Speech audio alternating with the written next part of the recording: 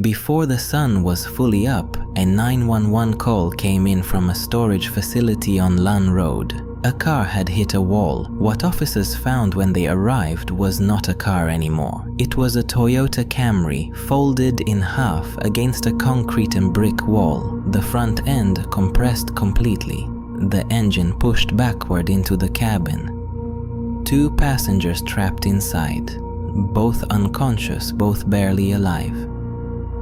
Listen to the voices of those officers. These are people trained for emergencies, and even they can't hide what they're feeling. She's breathing. She's breathing. Her head's wedged. Let's see if we can get some IDs, guys. 3 people were in that car. 1 had already been pulled from the wreckage. A 17-year-old girl, conscious, breathing, walking away from an impact that had destroyed everything around her. The 2 boys in that car were not walking away. Dominic Russo, 19 years old, her boyfriend, Davian Flanagan, 18 years old, along for the ride. Both would be dead before the morning was over. The first question every investigator asks at a scene like this is simple. What happened? A medical emergency, a blowout, a moment of distractions at the wrong time on the wrong road. The answer to that question, even when it came, would change everything. At the hospital, officers found Mackenzie Shirilla's mother, Natalie, in the hallway. They broke the news about Dominic and Davian. The footage speaks for itself. While that conversation was happening, investigators were back on Lunn Road doing what they always do. Working the scene backward, looking for the story the road tells, and the road told them something that stopped them cold. No brake marks, not a single skid mark on the pavement between where the car had been and where it ended up. In a standard accident, a driver who loses control, a driver who panics, a driver who tries to stop, you find evidence of braking. Rubber on asphalt, a last desperate attempt. There was nothing.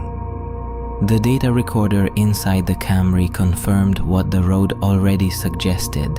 In the final seconds before impact, the car was traveling at over 100 miles per hour, and the accelerator was pressed to the floor. This was not a crash, this was a launch. Mackenzie Shirilla had driven that car directly into that wall at full speed. On purpose, she survived. The 2 boys she loved, or said she loved, did not. To understand what happened on Lunn Road, you have to understand what was happening inside Mackenzie Shirilla's relationships in the months before. Investigators sat down with a mutual friend. What came out of that room painted a picture that is deeply unsettling. Mackenzie and Dominic's relationship was not a normal teenage romance. It was described by people close to them as consuming, volatile, and frightening.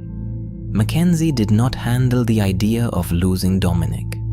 She couldn't.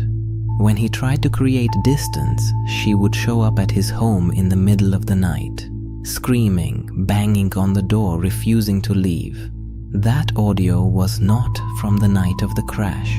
That was a regular occurrence. She made threats, specific, explicit threats. Witnesses have stated she told Dominic more than once that if he ever left her, she would kill them both. Friends heard it, family heard it. People who knew her accepted it as something she said, not something she meant. Until July 31st, 2022, there were also allegations described by people in her circle of rituals, of spells, of Mackenzie performing what was called voodoo on Dominic in an attempt to keep him bound to her. Whether or not you believe in any of that, what it tells you is the state of mind of a 17-year-old girl who felt she was losing control of the person she claimed to love most. Dominic had been trying to end the relationship.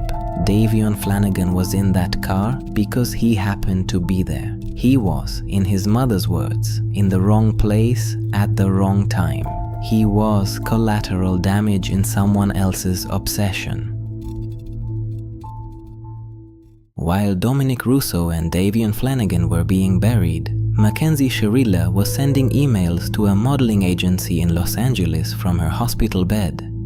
She was pitching herself, attaching photos, asking about opportunities. 2 boys were dead.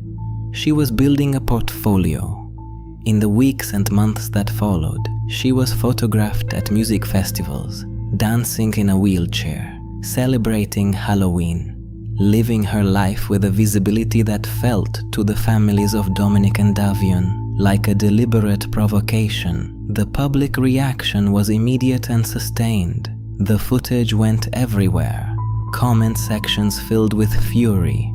People who had never heard of Strongsville, Ohio suddenly knew her name and knew what she had done and watched her smile for the camera. The Russo family and the Flanagan family were not at concerts. They were not dancing. They were planning funerals and learning how to exist inside a grief that does not have an endpoint. Dominic's mother, Davian's mother, both lost their sons before either boy had turned 20. Both sat with that loss while Mackenzie Shirilla sent emails to talent agencies and posed for photographs at festivals. The contrast was not lost on anyone, and it was not lost on the judge who would eventually look Mackenzie Shirilla in the eye and decide what the rest of her life was going to look like.